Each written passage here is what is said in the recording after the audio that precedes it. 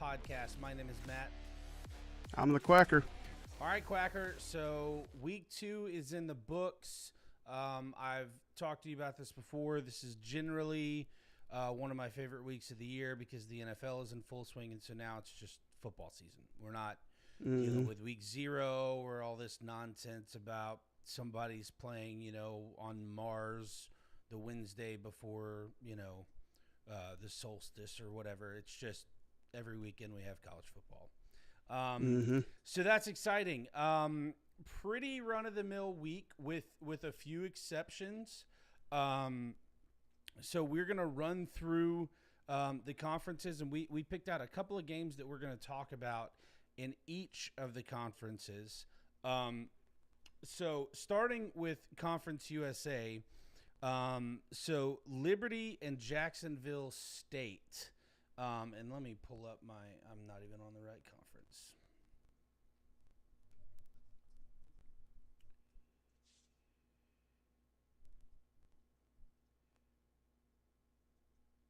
All right, so this was a conference game. Jacksonville State won 34-24 at home. Did you get a chance to watch this one at all? I did not. I had to work yesterday morning, and between work, driving to Hattiesburg for the game, finding parking, and then walking to the game, I got to see a couple games before the Southern Miss game, a few after, but it was a hectic day. So it looks like it was a really good game, though. Yeah, it does. It does look like it was a good game, and that was let's see. I want to make sure I'm saying this right. So yeah, it was the first conference game for each of the teams. Liberty is 0-1, and Jacksonville State's 1-0. A little bit of a surprise based on what we saw last year from Liberty. But one thing I've noticed, especially with Conference USA, is you really can't count on what happened last year or any given year to the next year. And I think so much of that is the turnover that we're seeing from the transfer portal. And, I've heard a lot of people talk about, it's almost like the group of 5 or group of 6 now, I guess. They kind of act like a farm system or development system for the Power 4 schools. And while I hope it's not always like that, it's certainly like that right now. As a segue to our next game, Missouri State and Marshall. First of all, congratulations. Wow, words are hard. Congratulations to Missouri State on their first ever Division I win. Quacker, let me know about that. It's still weird for me, and I know it's only week 2, thinking of Missouri State as an FBS team. But you gotta feel bad for Marshall because in the offseason they're looking at the schedule and they're like, great, we have to start off with Georgia in Athens, but then we get a break with Missouri State. Well, not so. Now, right. We've talked a little bit about this situation with Marshall. They, half their team and their coaching staff is now in Hattiesburg. So you would figure that they would take a step down, but not a good start to the season. Looks like they had a really good quarter. They got 17 points in the second quarter, but then all they added was a field goal in the second half, and Missouri State had those 3 touchdowns and squeaked one out, 21-20. So congratulations to Missouri State. Did you get to watch any of that one? I didn't, but I was looking on Twitter, and boy howdy, are the Marshall fans unhappy. Um, you know, they were crushing on Coach Huff all last, all off season. They were not happy with him, even though he won the championship last year. They were kind of with him last year, and now they're like, oh, maybe we should have, we didn't know what we had, because they're not happy right now. You're saying they were crushing on him before he left? Yeah, yeah. Interesting. Yeah, I mean, I didn't follow the situation that closely, but you'd think that, you definitely wouldn't do that. I thought you were saying they were crushing on him after he left, and all of these schools in conference, for the most part, I wouldn't say Vandy realistically feels like this, but most of the schools in conference feel like when a coach leaves to go to, like, let's say an ACC coach leaves to go to the SEC, or SEC coach leaves to go to the ACC, or whatever. They all kind of in their fan colored glasses feel like it's a lateral move. I remember when,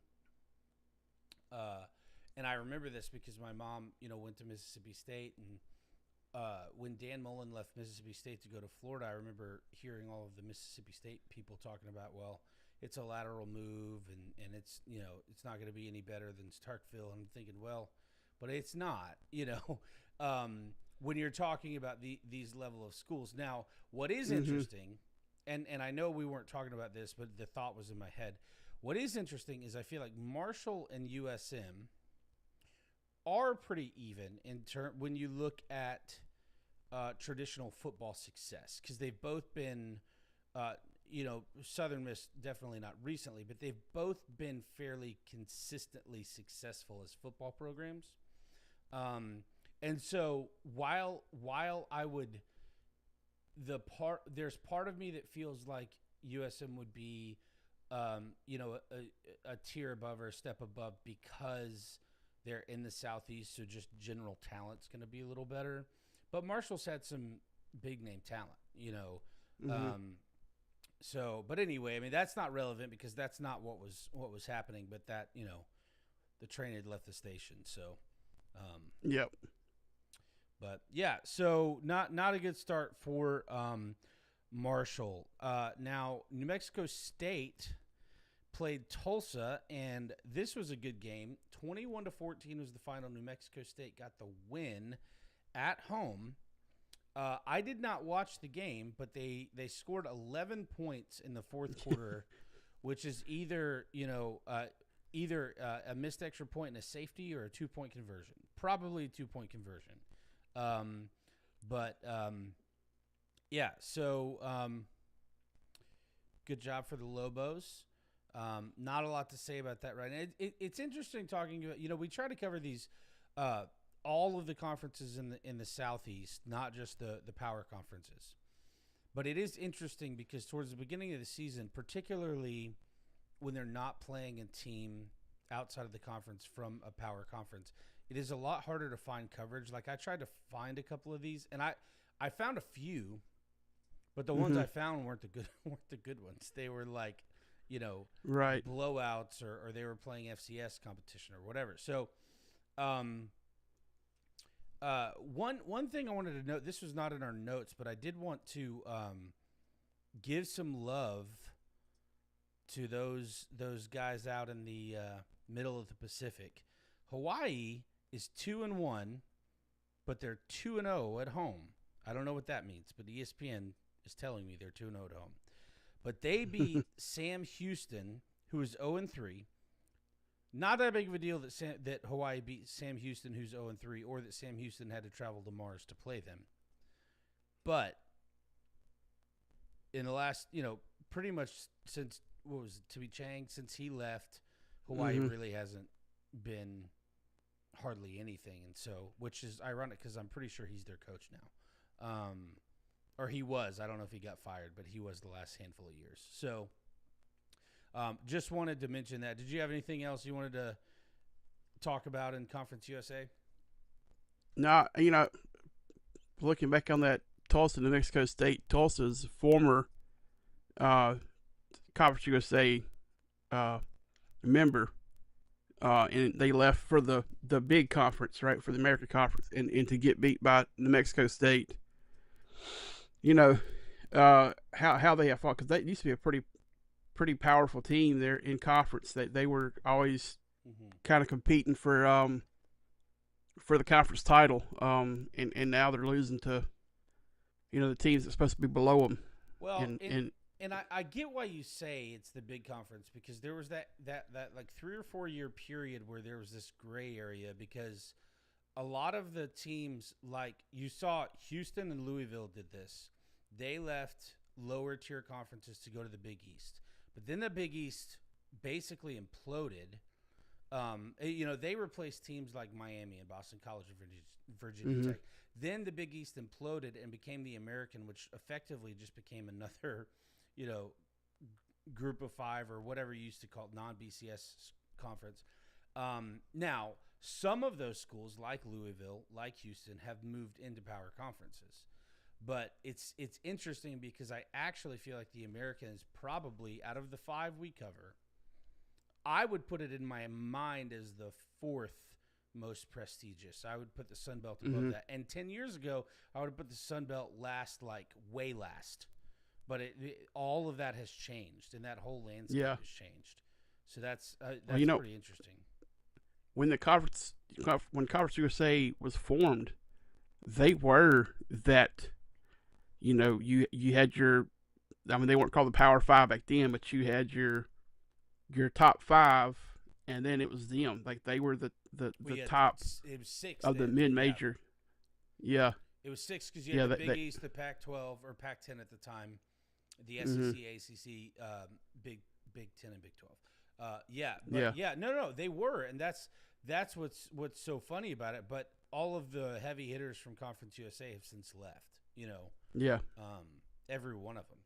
Houston's in power conference. Southern's gone. I'm trying to think of who else was good in Conference USA. Now TCU was there. Tulsa was in there for a bit, weren't they? Yeah. Okay. Yeah. Yeah.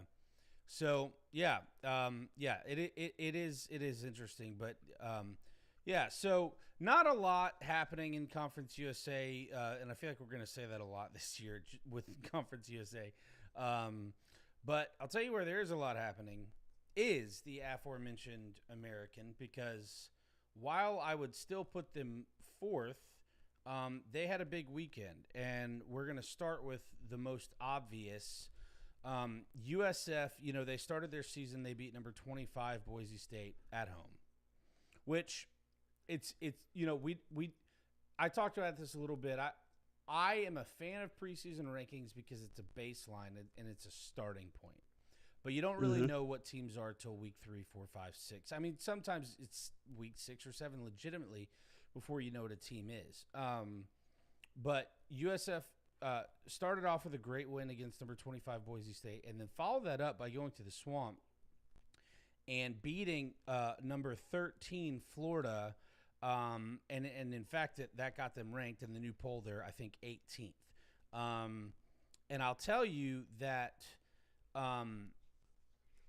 Byron Brown, their quarterback, is really good. And the coaching scheme from Golish is really good. And, I watched about half of the Boise State game, and then I watched pretty much all of the game yesterday. I don't know that I'm ready to say this team is legit, because I just don't know if they have the athletes to be able to do it week in and week out. I mean, we're gonna know a lot more next week, because they're going to Miami. And Miami's a step up from Florida, but the thing is, what I saw was every opportunity that Golish and his staff had to take advantage of a situation, they did. And that's really, like, I saw opportunistic players on the field, and I saw opportunistic coaching, and that's gonna win you a lot of games. Yeah. And that was really impressive. Did you get a chance to watch any of that? No, I was keeping up with it. It was because of the start time of the Southern Miss game. I was in the stadium, and I was trying to have my phone even though I've got supposed to be the largest network in the country, I have no service in the stadium. But the my neighbor that was sitting beside me, he kept pulling his phone out, looking at it. And we were kind of keeping up with it, and it was, you know, it looked like Florida was gonna pull out the a close win, and then um, it looked like South Florida went down and scored on the final drive, right, to win the game. Yeah, and we'll talk about why that happened, because while I think USF deserved that win, there were some there were a handful of things that happened in the fourth quarter that directly led to that USF win. But yeah, I mean that's great for USF, and as a native Floridian, I definitely want to see them beat Miami. Now, if I'm being honest, I think they're going to lose by 30 to Miami. However, stranger things have happened. Right. I didn't think they were going to beat Florida, and I didn't think they were going to beat Boise State. In fact, I didn't even think they were going to be close to Boise State. So I've been wrong about them twice. So maybe my feeling that they're going to get beat by 30 is also wrong, but we'll see. Yeah, I saw where, this was supposed to be a pay to lose type game for USF because Florida had paid them $500,000 to play, and Yahoo Sports had put out a thing saying in 2 weeks. I guess they put this out maybe like yesterday before the game. It was talking about the game of the state of Florida. It was Florida and Miami, and then after the game, they said, we had a typo, and it said next week, and it was USF and Miami. So Yahoo's kind of on the USF train right now. They're. So what was it about USF and Miami? Well, they were saying that that's the game for Florida. Is next week with them, because at first they had said Florida and Miami, and after that game, they said, we misspoke. It's USF and Miami. They're saying that that's the game of the for Florida. Sorry, I'm confused. So next week is USF and Miami. Yeah. Florida played USF yesterday, and Florida plays Miami in 2 weeks. So yeah. What does Florida have to do with next week? That's what I'm confused about. No, they're saying that, like, the state of Florida. They're saying that. Well, I mean, it's not. Yeah. It looks like Florida State's legit too. So I mean, yeah, it's not. But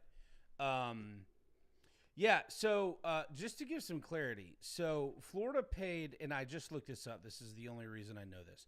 Florida paid Long Island $500,000 to come in last week. Florida paid a total of $500,000 for a 2-for-1, meaning Florida would play USF in Gainesville twice and in Tampa once, which they did in 21 or 22 or something like that. So typically, you do get the pay to lose games with the group of 6 schools and the Power 4 schools. But that doesn't happen nearly as much, especially with in-state.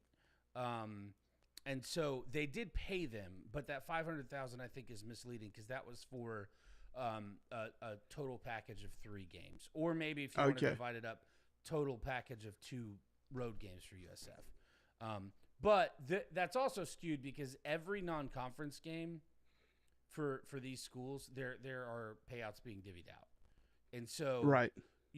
That's the other part of it. It's like, so, okay, but anytime a conference team or a team loses to a non-conference opponent, there is a payout happening. Now, it may be negligible if it's 2 Power 4 schools or whatever. But yeah, that's I mean, the thing is that it was just a great win for USF, and here's to hoping they can continue it. I will say, I think they're going to be hard-pressed to find someone in the AAC that can compete with them. Now, I don't think that they're like a legitimate top 15 team. I don't think they're going to beat Miami, like I said. I don't think I think they're going to have a good chance to make the playoff based on – I was looking at their schedule – based on their remaining schedule because the way it's set up, even if they lose to Miami by 1,000,000, they can still maneuver themselves into the playoff depending on what happens elsewhere, in the other group of 6 conferences. So, so they've got everything to play for them now. We'll see. And like I said, I think we're all gonna have a much better picture of how good this USF team is next week. So anything else on that one? No, not for now. Okay. So Texas State and UTSA, and I thought I had it, and then I scrolled away from it. Hold on one second. Where did it go? All right, if you have anything to say on this one, you go ahead. I lost my notes on it. Okay, so I did not know this until putting some stuff together for the show tonight, but Texas State and UTSA is actually a rivalry game, and it's the Battle of I-35. The schools are only an hour apart. I knew that San Marcos was close to Austin. I didn't know exactly how close, but the fact that San Antonio and San Marcos is only an hour, especially when you consider how large Texas is. Well, yeah, and that if you've ever been to the state of Texas, most of the big cities, big cities are college towns. Austin, College Station, Waco, Dallas, they're all fairly close together, and San Antonio is like way on its own. So it's kind of like when you look at the whole state of Texas, you've got this collection over 300 or 400 miles of their big cities, and then San Antonio is like down here. So that is pretty interesting. Yeah. I mean, San Antonio and Austin are only like an hour and a half apart. Well, no, I'm just talking about geographically. Yeah. Yeah. Because when you look at a map, San Antonio is not really close to anything. But I would imagine because it's a control city, the interstate goes straight from Austin to San Antonio. Yeah. So another interesting factor to this game, Texas State. I don't know why it's so hard to say. Texas State coach G.J. Kine played for UTSA coach Jeff Traylor in high school. Oh, so, wow. Another little connection here. And, of course, Texas State won the game. It's a close game, 43-36. It was played in the Alamo Dome. And it's the first time the Bobcats have won at the Dome in the last 4 appearances, dating back to 2012. So they had a little bit of a losing streak there in San Antonio. But and this is also Texas State's last year in conference. I mean, in the Sun Belt. They're moving to the Pac-12. I guess they're still going to Pac-12 after the season. So.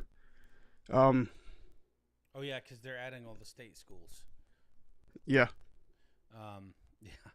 So, all right. So, here at the Alumni House podcast, we have a lot of respect for the service academies. Well, Army, after, having such a great year last year, fell on their face last week when they lost to Tarleton, which, if you've heard of Tarleton before last week, you're a liar. But then they went and beat Power 4 Kansas State. Now, Kansas State is one of those programs. To me, they're a lot like Purdue. They have many years where they're 9, 10, 11 win program, and they have many years where they're like a 2, 3, 4 win program.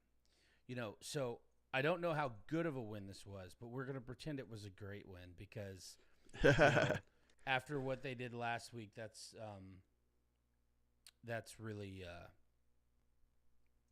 good, So, congratulations to Army, and then probably the most competitive game that we saw last week was the Green Wave from Tulane going to Mobile to play South Alabama, and South Alabama made a wild comeback in this one. Going in to the fourth quarter, it was 27-17. I'm sorry, no, that's not right.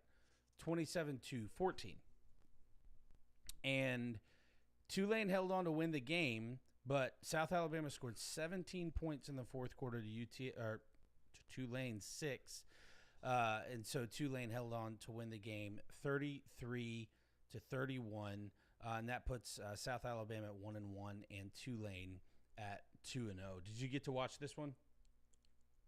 No.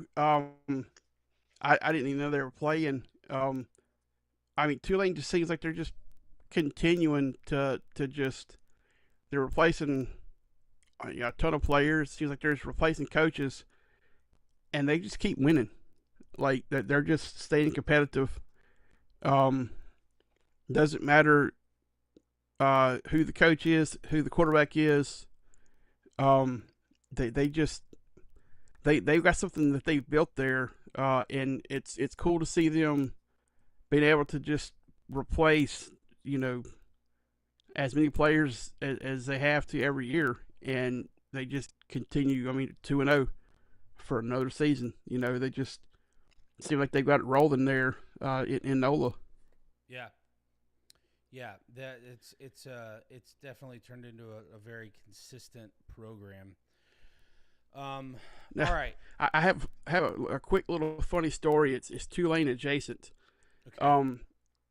So Friday night, I went to Natchez, Mississippi, to watch my high school play. It was the away game, and I pulled up to this high school, and I saw the little Tulane mascot on some cars, like the little sticker on some cars. I was like, boy, there sure is a lot of Tulane fans here in Natchez.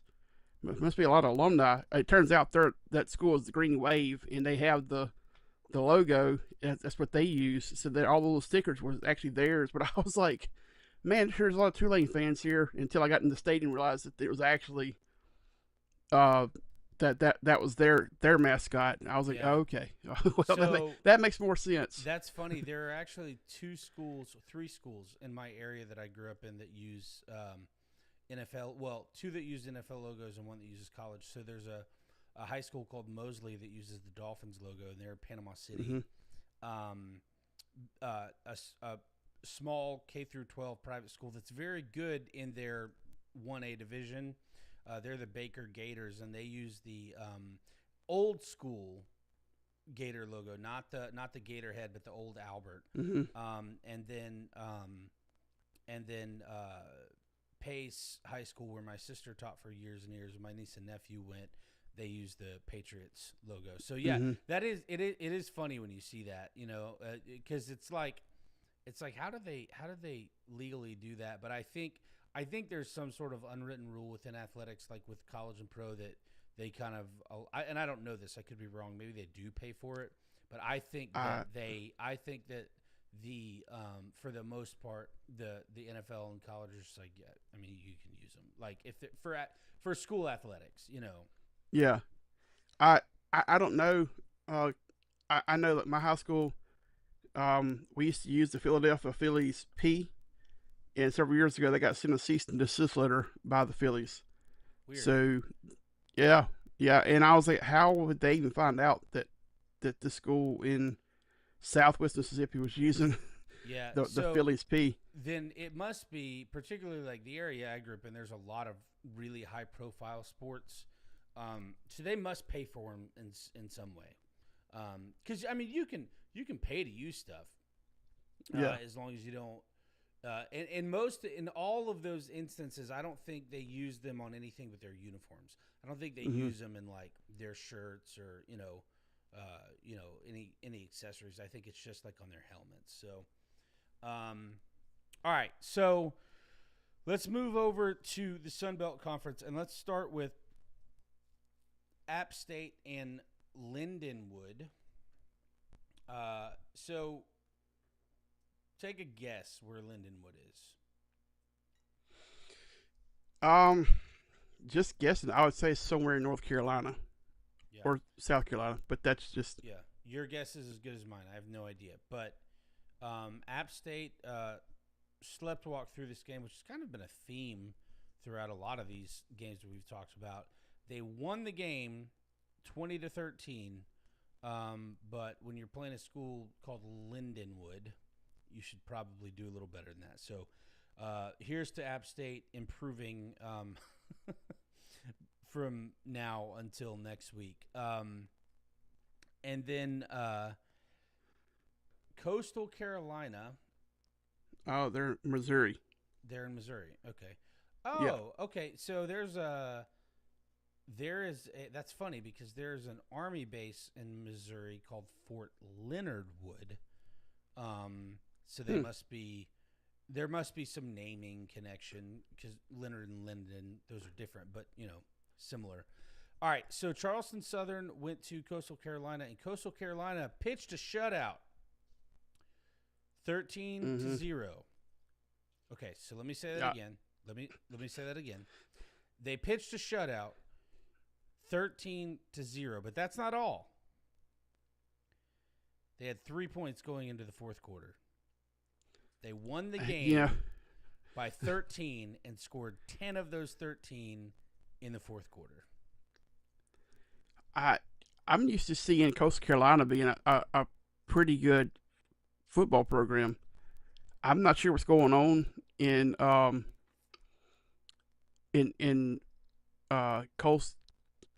Myrtle Beach. Are they? Where are they at? It's not Myrtle Beach. It's no, they're in Conway. Conway. It's right. It's close to Myrtle Beach, but yeah. I'm seeing that the quarterback for Coastal had 102 passing yards and 3 interceptions. Their leading rusher had 9 carries for 92 yards. So not a very productive offensive day, obviously, when you're only scoring 13 points. The offense has got to get going for Coastal this year. I mean, if you're sleepwalking through Charleston Southern, and you're on upset alert in the fourth quarter in a game that you've paid for them to come in, I don't even know what Charleston Southern like. I'm sure they're probably FCS, so you're a division below you, and you're barely beating them. That's not a good look. It's not a good look at all. But speaking of what is a good look, the Trojans from Troy traveled east to play Clemson, and until about midway through the third quarter, they had control of this game. So Clemson winds up winning the game 27-16, but that was on the back of 24 points in the second half. So, and Troy obviously scored all their points in the first half. So, congratulations to Troy, but again, we're talking about these teams not doing what they're supposed to do. Well, Troy did exactly the opposite. I mean, they showed up in a game they weren't supposed to win. Well, I guess they didn't do what they were supposed to do because they were supposed to roll over, and they didn't. And they fought hard. And this has been a Troy program that's been really up and down, and mostly down recently. So that's a really good sign. Is the who's the coach there? I don't remember saying UAB. He's still at UAB. Okay. Yeah, I knew he was at one of those lesser Alabama schools, but I wasn't sure which one. I'm trying to remember the guy's name. It's not coming to me, but this is his. I think his second season as the head coach for Troy. So, and they just won the conference championship like I think 2 or 3 years ago. So, they had a lot of turnover, and they had lost their coach. Gerard Parker is the head coach. If I'm not mistaken, they had lost their previous coach to Tulane. I think that's where he is now. Okay. So, all right. So moving on to the ACC first, and we're not going to spend much time on this at all, but Remember last week when we said the sky is not falling in Chapel Hill, and indeed it's not. North Carolina got a win over Charlotte. This is interesting because North Carolina traveled to Charlotte rather than the other way around, which is unusual. It's not as unusual when you're talking about FBS teams in state, but it's still pretty unusual. And Charlotte or UNC won the game 20-3, so Belichick's got his first win in conference. There's not much to say about that, but it's pretty cool. Pretty cool there. Okay, so this next game, I actually thought I went to bed. It's not, and it wasn't a terribly late game. This is how little I was paying attention. I went to bed and thought that SMU had won the game. And the reason I thought that was because the last update I saw was that they had essentially sealed the game up. Well, what I didn't know was that update proved to be wrong because this game at SMU against Baylor wound up going to 2 overtimes, and Baylor won the game 48-45. And now, if you remember, SMU was a playoff team last year. And this is another one of those we don't really know what to make of it yet. You know, Baylor lost to Auburn, and it was close for a while, and then Auburn kind of pulled away at the end. Don't know about Auburn. Don't really know about Baylor. Don't really know about SMU. But a good win for the Big 12 because, you know, going into the season, you got to think that SMU, you know, certainly they're not certainly SMU is not the top of the conference when you're talking about Miami and Clemson, but they were going to be, you know, in the top group. You're thinking and could still be because it's a non-conference game, but good for Baylor. You know, they've been an interesting program too, and now I kind of wish I had watched that game, but most of my focus was on. Another game taking place in Starkville, Mississippi that we're going to talk about in a few minutes. Did you get a chance to watch the SMU game? I didn't. I think this is when one was going on. It was early, if I remember right. I was watching Texas and whoever they play. I'm blanking on who Texas played. San Jose State. Because I was wanting to watch how Arch would respond. But I saw where the quarterback for Baylor, Sawyer Robertson, threw for 440 yards and 4 touchdowns. Yeah. So have yourself a day. I mean, you know, that was one of those where he had to have every one of those yards, you know, in all 4 of those touchdowns to get the win. But you know, that was quite an impressive performance from that young man, for sure. Yeah, that is a day for sure. Yeah, you know, I'm a big fan of Dave Aranda, and you know, he's won the conference at Baylor. I don't remember if it was like 21 or 22 when they won the conference, and I think they played like Ole Miss in the Sugar Bowl that year. I actually think they won the Sugar Bowl that year. And I thought, well, he's got Baylor on the up and up. They're going to be on, you know, on the upside now, and it's kind of been up and down for him there. So hopefully this is the first of a turnaround season for him and Baylor. You know, it'd be nice to see them, you know, flip the script and have a good season there in Waco. Yeah, for sure. So not a hugely noteworthy game, but Syracuse held off UConn at home, and they won the game 27-20. Not a lot to talk about this other than apparently there was a fight in this game, which I didn't see. But it's I shouldn't say this, but it's just it kind of makes me laugh thinking about UConn and Syracuse players fighting over football, but you know, whatever. Yeah. Yeah, it is what you it know, is. You know who the UConn coach is, right? Maybe. Jim Mora Jr. Oh, really? Yeah. Well, he's bounced around a bunch. He had his one day in the sun, right, when he was at UCLA, and I think since then he's just Hmm. sort of bounced around Although a bunch. if I remember right, he took UConn to the postseason last year. So maybe he's kind of turning UConn around. It's been a while since they've had Have anything they to cheer about. wait has UConn moved down to 1AA? No. They're still. So when you say you mean the conference championship? Well, no, he took him to a bowl game last year. That's what I Oh, meant. oh, okay, Yeah, okay. yeah. Sorry, when you said postseason, I was like, well, they weren't in the playoff. Like, did they? No. Okay, No. I'm with you now. Yeah, All right. for me, the biggest highlight for that game was the Syracuse coach making his players run sprints on the field in full uniform after the game. Yeah, that's They like a were Herb running wind Brooks sprints. moment, right? Yeah, yeah. Well, hey, it worked for the 1980 U.S. hockey team, so why not?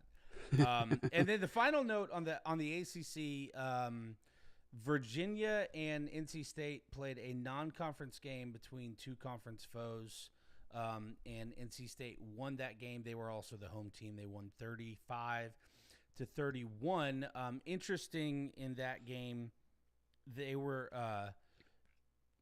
it was 31-14. I think if I'm reading this right, and NC State railed off 21 straight. This is a little funny the way this is, so that may not be exactly right. But at any rate, Virginia had a lead in the third quarter, and then NC State rallied back, and then there were no points in the fourth. So Hmm. congratulations to both of you. It's not a conference game, but hey, you got to have your rivalry. So let's move on to the SEC. And quickly, I just want to say congratulations to, speaking of Virginia, congratulations to Vandy. You beat Virginia Tech. And hold on, what was the score of that game? Because it wasn't close. 44-20, I think, was the score. Yeah, yeah. And, obviously, Virginia Tech showed when they played South Carolina. Now South Carolina is a good team, but Virginia Tech showed when they played South Carolina that they're not going to be that competitive this year. But man, Vandy is just obviously Pavia is still there, but they are just continuing on this upward trajectory. And I'm kind of believing in the Clark Lee hype a little bit. Not a lot. Like I still think they're only going to win like 6 or 7 games. However, that's impressive for Vanderbilt. When you consider that Hmm. from a resource and recruiting standpoint, they really don't hold a candle. I mean, they have financial resources. Don't get me wrong; their alumni are all lawyers and doctors, but from what's allocated to sports to athletics, they really can't compete when it comes to football. And Clark Lee has really had something special, and really it's the best Vandy's been since James Franklin was there. Yeah, So yeah. It's not just financials that hampers them; it's their academic standards because they don't lower it for athletics. Some schools will have a lower bar for your athletes to get in than they do your typical student. But well, Vandy was like, no, Vanderbilt doesn't, but yeah, neither does Duke, neither does Wake Forest. UNC might. I'm not sure. I know that. So the second highest academic standards in the SEC behind Vanderbilt are Florida, and I know they do for athletics. But my point is, a lot of these schools that are basically like Ivy League adjacent, being like Vanderbilt, Duke, and Wake Forest, some of these other schools, Stanford. Now Stanford may lower them, but most of them don't. And we've seen Wake Forest have success. We've seen some of these other schools have success. Duke has had success. So I think the difference is the gulf. Sorry, my eye keeps itching. The gulf is so much larger between what Vanderbilt can accomplish because of all the things stacked up against them than it is some of the other schools like in the ACC or the Pac-12. Yeah, I mean that's a good point, but I think that we've seen schools that also don't lower their academic standards have some Mm-hmm. measure of success. Yeah. And that's cool. And Clark Lee's a Vanderbilt alum, which is you can obviously he cares about that program. So congratulations to them. That's really cool. Um, so we're not going to talk about this last. We're going to talk about this now. The game that was the marquee game going into the weekend, and I think it delivered for the most part.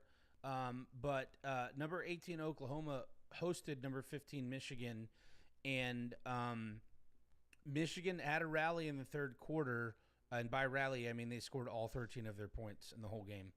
But it did make it for a moment a one score game. But Oklahoma tacked on a field goal and won the game, 24-13. Again, and I've said this a lot, I don't know if that is an indictment on Michigan or if Oklahoma is really taking the steps forward that we thought Venables might take. Mm-hmm. It's probably a combination of both, if I'm being honest. I mean, I know that a lot of people are really high on John Mateer, but it's just so hard to tell when you're talking about early season games like this, whether one team is really bad or one team is really good or anything in between. And there's going to be one exception to that in the next game we're going to talk about. But did you get a chance to watch any of this game? I saw some of it when I left the Southern Miss game. I went and ate supper at a local Mississippi chain, like a kind of like a sports bar thing, and there's tons of TVs in there, and it was on the TVs. I saw where some of the Michigan players were fighting amongst themselves on the sidelines, including their freshman phenom quarterback, was Bryce Underwood. I know his last name is Underwood, but like he was involved in the skirmish on the sidelines. So that's not a good look for the Michigan players. To be fighting amongst yourselves on the sidelines like that. I know most of the time, especially in a game like this, two blue bloods going against each other. Emotions run high, but you need to put that on the field against your opponent instead of fighting against each other on the sidelines. Yeah, for sure. Well, and there's a lot going on with Michigan right now. First of all, I think that there have been too many punishments, and the magnifying glass has been too high on them. So you got to think that the internal program pressure is hot everywhere, not just with the coach, not just with the players, not just with the AD. I'm sure they're all feeling it. So, it's not a good look. But part of me just wishes, the powers that be would just get off Michigan's back. And I'm not a Michigan fan. I don't care one way or the other. But I do feel like a lot of the things that they've been in the news for, it's like, why are we even talking about this? Like the whole cheeseburger thing or whatever it was. It's just, I feel like Michigan's been picked on a little bit unnecessarily. And I say that not because they didn't break a rule, but because rules are broken at every school, particularly the power schools, all the time. And so it just, yeah. But anyway, I don't intend to come off like a Michigan homer. I'm not a Michigan fan at all. I just kind of feel bad for him, Right. And there's got to be a lot of pressure. All right. So let's talk about a school I don't feel bad for. I feel really good for. And the exception to what I just said, where we don't really. By the way, number 20 Oklahoma, just mention it, barely beat Kentucky 30-23. Ole Miss. What did I say? Oklahoma. Oh, sorry. Yeah, Ole Miss. I was looking at the Ole Miss logo, so I was like, if I didn't say Ole Miss, I don't know what I said. But yeah, and that's only worth noting because Kentucky really was supposed to be pretty bad this year, and I think they probably are pretty bad this year. However, they did this a couple times last year. They did it against Ole Miss. They did it against Georgia.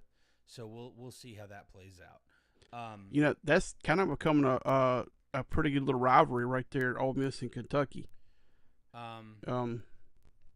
Yeah, I think it is.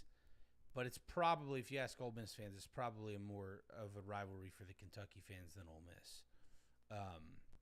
You think so? Oh yeah. I mean, Ole Miss lost to Kentucky last year, and that's probably what kept them out of the playoff was that Well, loss. But okay, but I'll give you an example. So there was this fame. It was famous because people wouldn't quit talking about it. But Florida beat Kentucky like I don't know, like 28 years in a row or something like that. Well, then Kentucky won like 3 out of 5 against Florida. hmm I have yet to meet a Florida fan who thinks that Kentucky's a rival or has even considered that to be a rivalry. But if right, you ask a Kentucky fan, it's a huge rivalry. And so I feel the same way about Ole Miss, not because I feel like Ole Miss is on the same level in terms of program prestige as a school like Florida, but I feel like their fans feel like they're on the same level as like Alabama, hmm you know. So yeah, from yeah, from that standpoint, yeah, I don't think Ole Miss fans really can. They may really want to beat Kentucky just to but like I don't know that they consider it a rivalry. But I'm not an Ole Miss fan, so I don't know. hmm And they're not that far apart. Like Ole Miss is really close to what Memphis, so hmm so it's like not that far north and south, but you got to go over a state to get to it. So it's not a terribly proximity helps it to be a rivalry. yeah, yeah, But all right, so when we were talking about Ole Miss or I did the opposite, Oklahoma and Michigan. I was saying, we don't really know what these teams are. One team we really thought we did know because they basically brought their whole team back except for Cam Skadaboo is Arizona State. Number 12 in the country. Now, that's a big piece. I don't want to undersell that. But they were a playoff team that won a game last year in the playoff. hmm And they went to what was supposed to be, if not the worst, the second worst team in the SEC. And I remember saying that I felt like Mississippi State was going to be a lot better than people thought. Now, not going to toot my horn too much because I also said I did not believe they would win this game. However, I thought that they would be in it. And boy, were they in it. Not only were they in it, but they won the game in Starkville. And man, what a win for Mississippi State. Obviously it's been well documented. I just noticed, this is totally off topic, the South Carolina State logo looks like a total ripoff of the South Carolina logo. I just happened to see them next to one another, and it's like, oh wow, that looks way too close to South Carolina's logo. But I mean, it's not that close, but it looks like it's definitely inspired by it. But anyway, if you've lived under a rock, a few years ago, Michigan or Mississippi, gosh, I'm gonna stop. Michigan, Oklahoma, Ole Miss, and Mississippi State. They're too close for us to talk about them back to back. That's my fault. Mississippi State lost their coach. Mike Leach died, suddenly and tragically. And then they had. I always forget his name because Arnett is his last name. Zach. Yeah. Is it Zach? Yeah. Because in my head I always have to fight saying Will Arnett, which is not a football coach. Batman. Yeah, exactly. He's Batman. But it didn't work out. Now, I felt like as an outsider that they didn't give him enough time. They only gave him one season, but apparently, according to a lot of the people my mom knows who are like more connected, there were some behind the scenes things that he didn't help himself out with. So he was there for a year. Then Jeff Lebby comes in and is really competitive in like 9 out of 12 games, but I think they only won 2 games last year. Mm-hmm. No conference games. So, big deal for Mississippi State. I definitely thought they were going to be like more of a middle to lower of the pack, like lower part of the middle of the pack in the SEC. So anywhere from like 9 to 12. Right now, it's looking like they could be middle of the pack, Like I think Arizona State's a good team, and I don't know that Mississippi State can replicate this every single week. But, I mean, all you can do is play the team in front of you, and they played a ranked team, top 15 team, and they won the game. Yeah. They finally got that signature win, program win under Jeff Lebby. Or just win. To the point that, huh? Or just win. At this point, just win. Yeah. Forget the signature, because it is a signature win. But but this is his fourth total win, Yeah. and so it's like just the fact that it's a win. Yeah. I mean the fans rushed the field, so State will have a nice fine to pay after that. So Arizona State will get another payday out of that. Um, Wait, does the fine go to the school that they played? yeah, I didn't know that. I thought it yeah. went to the conference. No, it goes to the school. I found that out last year. Um, but here was an interesting stat that came up during the second half after Arizona State was forced to kick that field goal there at the end when they went up. What was it, 20 to 17? Right. They only threw the ball 6 times in the second half. Yeah. That was they had I think it was a 17 play drive that went, I think it was 95 yards, where they kicked the field goal to take the lead there. And at that point, State hardly had any time left on the clock. Didn't matter. They went out there just slinging the ball, and then what's State's quarterback's name? Chapin. Yeah, he found a guy running wide open, and he's the fastest guy. They were saying the fastest guy in the NCAA. And when he caught the ball, there's nobody catching him, and he housed it, and the cowbells exploded because that's all you could hear. Yeah. Now, obviously, I mean, we would be remiss if we didn't bring up the fact that was a huge bust in coverage. So it was, yeah. But that's part of the game. I don't want anyone to hear me saying that I feel like that takes away from Mississippi State. But I mean, that was, it shouldn't have happened. But yeah, it was because he was wide open. Mm-hmm. Yeah. Yeah, I was in my truck and had it on my truck, and it was playing through the speakers. And when those cowbells, I mean, it was really loud, with the cowbells ringing. And when he scored that touchdown, I had to turn the volume way down because like my ears were splitting. I was like, "Oh, this hurts so bad." Yeah. Oh, I bet. But hey, congratulations to State. That was a huge, huge win. And I said somewhat kind of jokingly about State being upset about what the Arizona State coaches said about the casino stuff, but apparently State used that for fuel because I've seen some stuff written about that, about the comments and how it kind of fueled the players a little bit. So yeah, that's interesting because I was talking to my mom, who obviously well documented on this show, went there, but her brother lives there in Starkville, and they're well connected. And she felt exactly the opposite. She felt kind of like I did, because I was talking to her after you brought it up, and she said, yeah, most of the people kind of felt like, he was just saying that because that's what he was told, and there was a lot more, context to it. And so I don't really know if we know how the players necessarily felt about it or the coaching staff, but I feel like the fan base for Mississippi State seems to be pretty split on it. I think there were lots of people who were like, yeah, it's not that big of a deal. And then, there were a handful that it rubbed them the wrong way. But I think what they use for fuel, if I'm being honest, is this is a big team coming from out west, and we're going to show them what the SEC is about, Yeah. And they did, and they represented. So, yeah, I wonder with that comment because Starkville has, Starkville's nickname. Stark Vegas? Yes. So you just wonder if maybe like the people who do all the booking stuff and who tell him all this, if they just heard that and thought, well, they call it Stark Vegas for a reason. It's got to be casinos.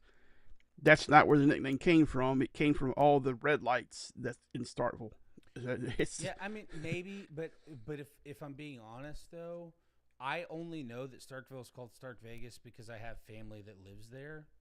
Mm-hmm. I bet you that nobody in Arizona even knew it was nicknamed Stark Vegas. I think it's just that Mississippi has a lot of casinos, but it's like you said, it's not like they're scattered all over the state. They're in specific locations. So, yeah. But I don't know. I mean, I just think that based on everything I've seen from him from the Arizona State coach. I think he seems to be a pretty stand-up guy. I don't know that he meant it or that it even came across to a lot of people the way that it did to certain folks. But who knows? These coaches will use anything they can for motivation. That's for sure. All right, so let's talk about from the Florida perspective this USF game real quick before we sign off. So I watched the game, and in the first half, I felt like, well, let me just say this: all game, DJ Lagway didn't look nearly as sharp as he did last year. Now, I think that's pretty predictable because there was so much to be made about wasn't able to take any spring reps, didn't take hardly any fall reps because of injury. So I think that particular aspect of it, I don't think the sky is falling for Florida or for Lagway or anything. I think because he also had some dimes in the game too. But he definitely all game looked pretty off. Underthrown receivers or just underthrowing or overthrowing. I remember one of the things that you and I saw in the short time he was in the Georgia game is his deep ball accuracy is the best in the country. Like it is. It wasn't on Saturday, and I think that a lot of that is just due to the rust. But there were a couple interesting things that happened. So Dallas Wilson and there's one other player for Florida who were injured for the first game, and I was told that Billy was going to keep them out of this game as injured to save them for next week against LSU, which coaches do that every week or every year towards the beginning of the year. That's not new. But the problem is I don't think Billy Napier is a good enough strategist to be able to do that because the interesting thing, and if you don't believe me, go back and look at Billy Napier's tenure at Florida. He's 500. I think he's 20-20. He coaches his best in the big games. There are two notable exceptions to that. The week 1 game against Utah there are 3. Let me back up. The week 1 game against Utah, the week 1 game against Miami, that was, 23 and 24 respectively. And then, what was the third one? No, I think it was just those two where they just didn't show up. And other than that, when they play really good – in the Texas game last year is the other one I was thinking of. Now, they didn't have a quarterback for that game at all. But – he also traditionally doesn't coach very good against lower-level competition. Let me give you an example because I know you said you didn't get to watch the game. So Florida kind of had like this implosion towards the end of the third quarter where they had a couple negative plays and then they had a penalty and then a high snap on a punt that resulted in a safety. Well, Florida then got right at the beginning of the fourth quarter, stopped USF, went down and scored and took a 1-point lead. So then Florida got the ball back really quickly. So all within a matter of like 3 or 4 minutes, you thought Florida was about to fall apart, and then they're up and they have the ball again. But let me paint the picture. There's like 11 and a half minutes left in the game. Florida's up by a point. Billy Napier just runs the ball the whole drive. Stalls out at the 50-yard line. He was trying to milk the clock like they were up by 10. When everyone is thinking, I'm thinking, dude, why aren't you scoring? Why aren't you throwing and get a knockout punch or at least get some insurance? And then they,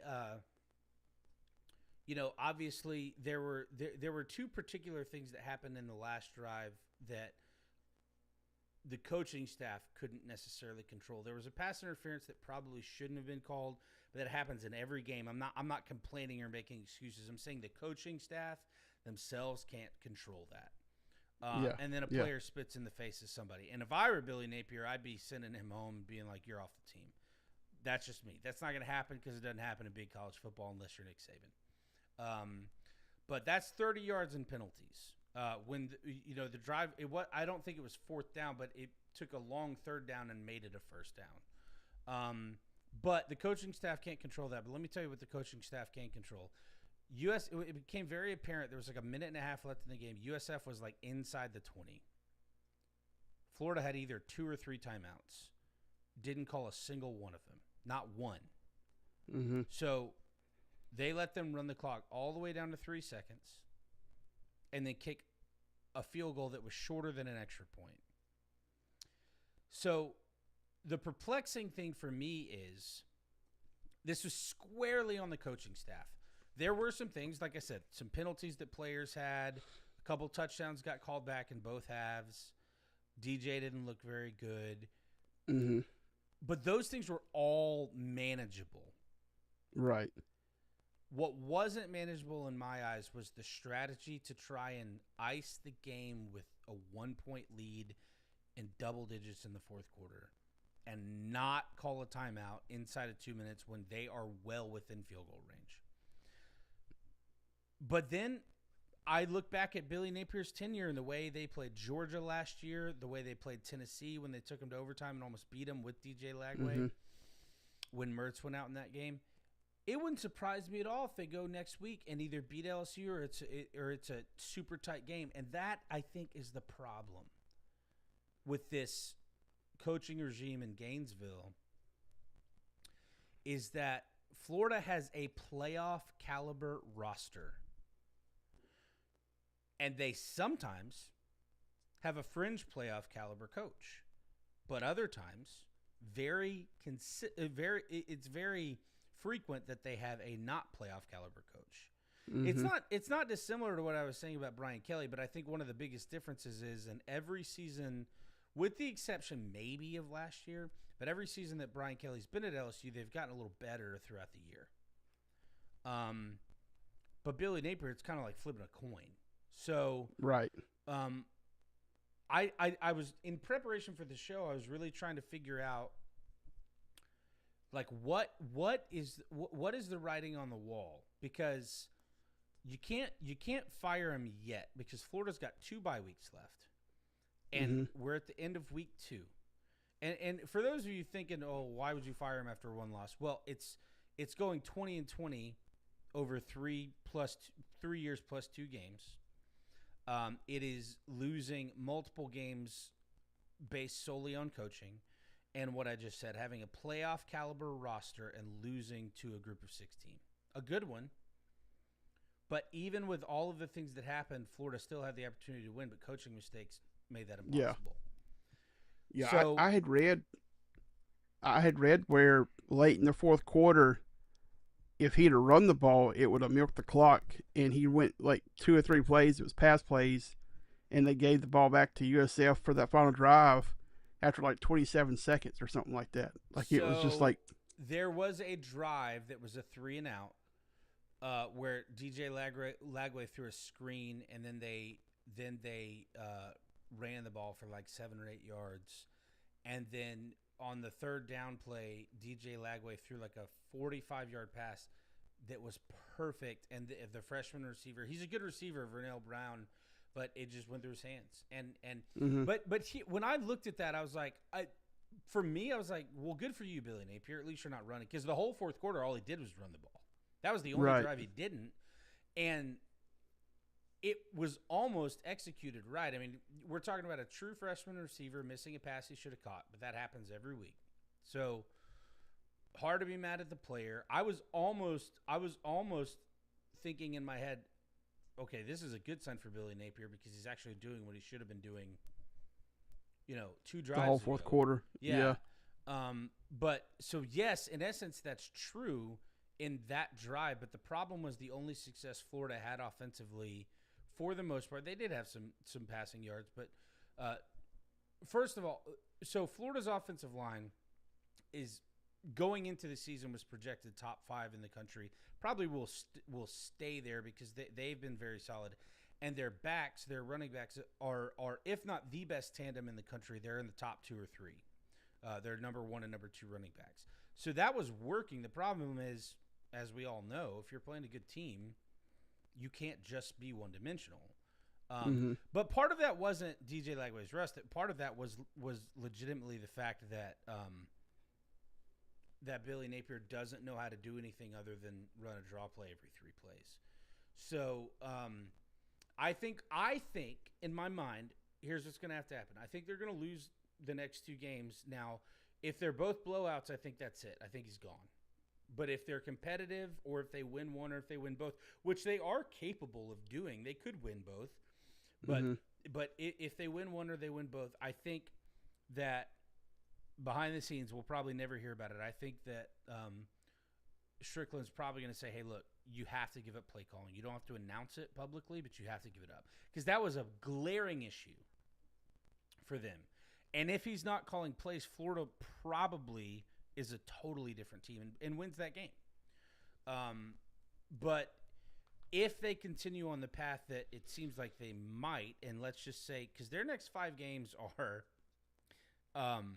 LSU, at LSU, at Miami, bye week, Texas at home, at Texas A&M, and then they host Mississippi State. None of those, none of those. So all 5 of those will likely be ranked teams at the time they play them.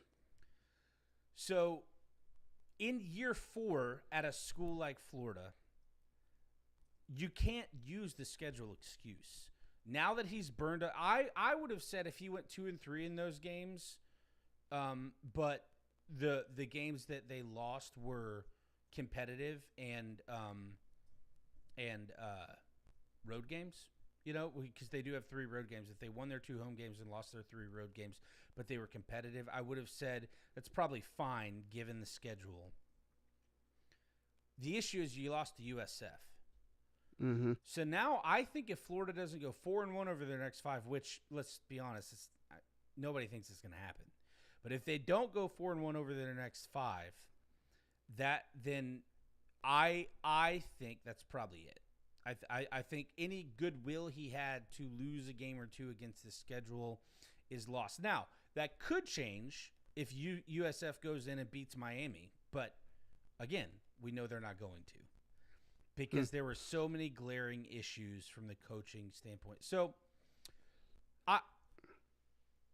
I think Florida's given him a lot of time, and I think that he has shown the ability to be a really great head coach occasionally, but he's also shown that he can get overwhelmed. But it's not like the classic overwhelmed, like we talk about guys who can't win the big game. I feel like Billy Napier can win the big game. I feel like he doesn't know how to win the medium game,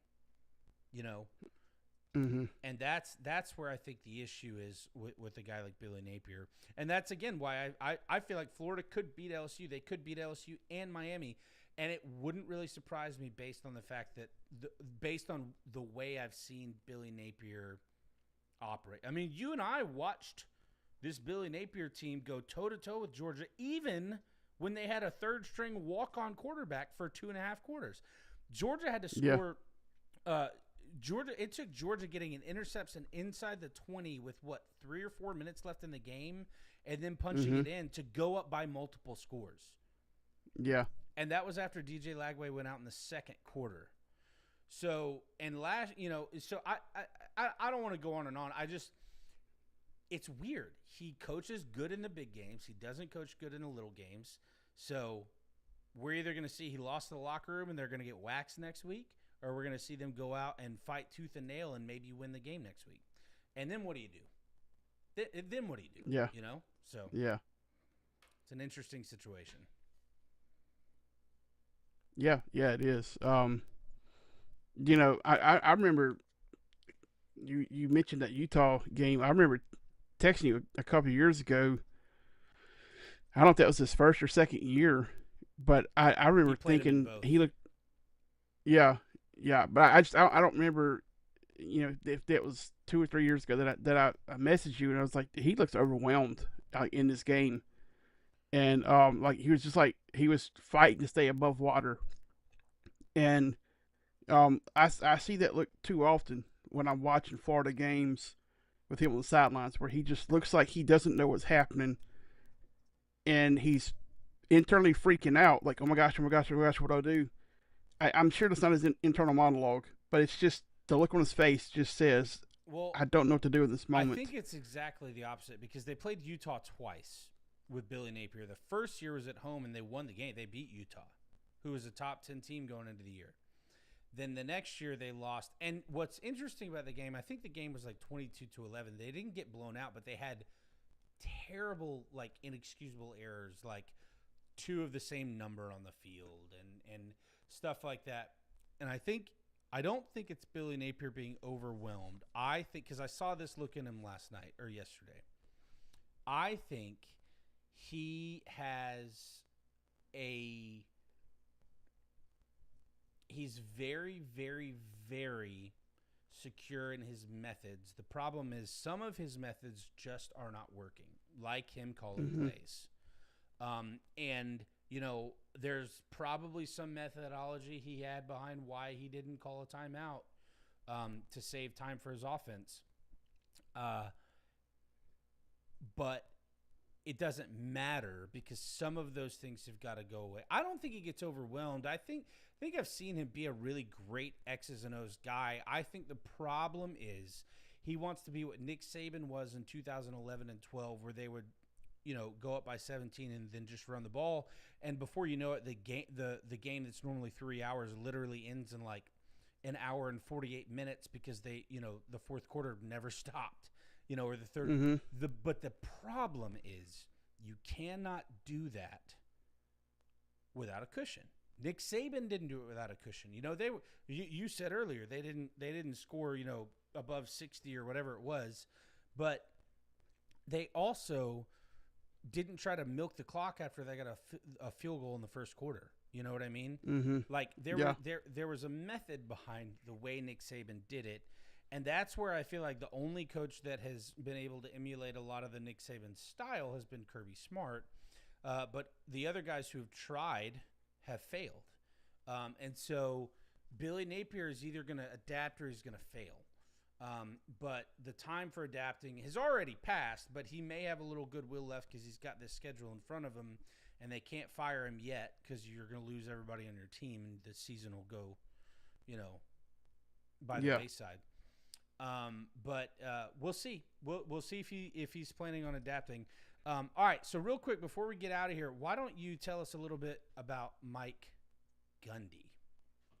I just before we do that, there was a couple things that was worth mentioning. The border war, the Mizzou Kansas game. It's a rivalry finally returned after 14 years. Mizzou came back from early 21-6 deficit to win. They won by 11, 42-31. South Carolina's defensive back Vakari Swan scored 2 punt returns and forced a fumble in their win against South Carolina State. And then Ty Simpson, Alabama's quarterback, went 17 for 17 with 226 yards and 3 touchdowns, along with a rushing touchdown, and their upset win over ULM. Now, as far as Mike Gundy, his seat's beginning to get very, very hot there in Stillwater. Oklahoma State, they got destroyed by number 6 Oregon, 69-3. The Cowboys surrendered nearly 500 yards of offense and 41 points in the first half. In the second half, their quarterback, Zane Flores, threw back-to-back pick sixes. In his 21-year career, Gundy has never lost by more than 50 points. In his last 2 games, they've lost by 52 and 66, and have gotten outscored 121-3. So, yeah, that's this is not good for Gundy. He's always been one of my favorites, but it's not pretty in Stillwater right now. Yeah, it's not good for him. I think the good news is he's built up some goodwill there. He's been there close to 20 years now. Or maybe it's over 20. I think this is year 21 or 22. Okay. So okay, I knew it was somewhere in that neighborhood. So when you first started reading that, the first thing that came to my mind was Do you remember? I don't remember what year it was, but it was when Andy Dalton was still in Cincinnati, and the Bengals came to the Dome, and the Saints lost the game, but Drew Brees threw for like almost 600 yards. It was like an offense fest. And so when you're talking about like what they gave up in the first half, I was like, that reminds me of the time the Saints lost and Drew Brees scored or threw like 575 yards or whatever it was. Yeah. But yeah, it's sad to see. The game's changing, and he's one of those guys who we talked last week about some of the classic, the legacy guys like Stallings and Holtz and Lloyd Carr, who are sort of the holdovers from the Bear Bryant. And Mike Gundy sort of fits into that bridge between those, sort of the Jim Tressels and the Urban Meyers and some of those that were kind of in the – now, he's not on their level. He didn't win a national title like those guys both did. But that sort of like middle 2000s era, coach that coach Les Miles would be in that, that category. And so, yeah, it is sad to see, but it's one of those things. I'll tell you another guy who'd be in that category is, I'm forgetting his name, the coach from Utah. Willingham? Yeah. Is it Willingham? Yeah. Ty or Whittingham? Whittingham. Okay. Whittingham. Yeah. So he's been at Utah since Urban Meyer left Utah, which was in 2005. Now, I can't remember if he did announce this is his last year or if everyone just thinks it will be his last year, but he's on his way out. But yeah, so it's tough to see, but when I think of Mike Gundy, I think of, do you remember the show from the late 80s, early 90s, Coach, with who's it, Craig T. Nelson? Yeah. So that's what I feel like Mike Gundy is. He's like this guy who like had a little bit of success, but was for the most part just a consistent college coach. I think he's probably going to be totally content to take his mullet and his bag of money and ride off into the sunset, go buy a ranch somewhere or buy a boat on a lake. And because evident he cares about the kids, and I'm not even talking about the hyperbole from, the I'm a man, I'm 40, which, will go down into the annals, but it also illustrates his passion. But for him to still be doing it, he cares about the kids. And so you never want to see a coach leave like that. But if he does wind up exiting this year, next year, whatever, just from performance, he strikes me as the type of guy who'd be like, well, okay, I had my run. It's fine. I don't it's funny because I only know his relative age because of the I'm a man, I'm 40 comment. But that happened around 07 or 08, so he's not more than 62, So he's got plenty of time left. I feel like he's probably going to be the guy who's just going to go retire and just love life. Yeah. When that time comes. I knew he'd been at Oklahoma State for a long time, but if I'm doing the math right, he's who took over for Les when he left Oklahoma State to go to LSU. So yeah, it's been Miles and then him. Les Miles take over for it? Was it Saban? Yeah. Well, he was only at Miami for what, 2 years? Yeah. So we can work backwards if he was there for 2 years, because his first year at Alabama was 07. Yeah. I think 2004 was his last season because if I'm remembering right, Miles' first season was 2005, and he had to deal with Katrina right away. Well, then, yeah, he must have been the first coach, unless they only had a coach for a year, because he was there by 07, for sure. Yeah. Yeah. So that's crazy to think. Miles is out of the game. Saban's out of the game now. Gundy's still hanging around, but it's at this point it's not getting pretty. But yeah, he's always been one of those that I really enjoyed. So yeah, but wasn't it last? It was either last year or the year before that we felt the same way. And he had a terrible start to the season. And didn't they win like 10 in a row or something like that? Either 2 years ago or last year. I feel like they had a devastating start to the season and wound up having like a pretty solid year.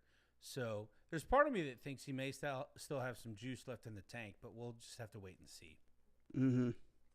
Yeah. It's still early, but man, these first 2 games have not been kind to the Sure. to the Pokes. It's tough.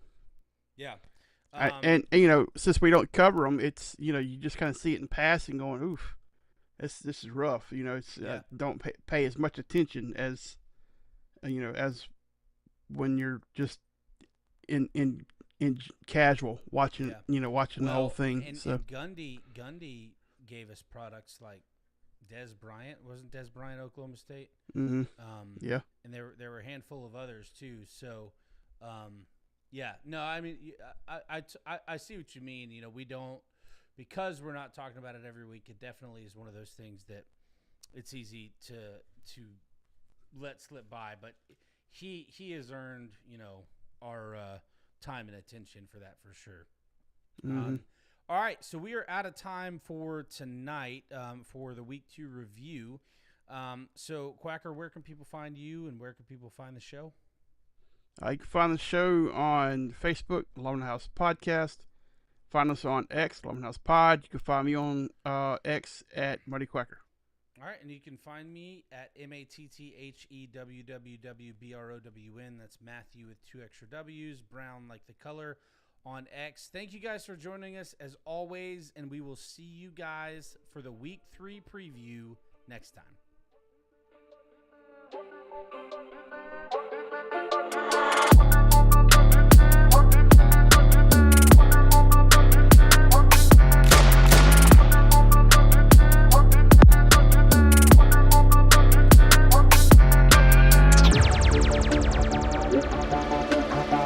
Thank you.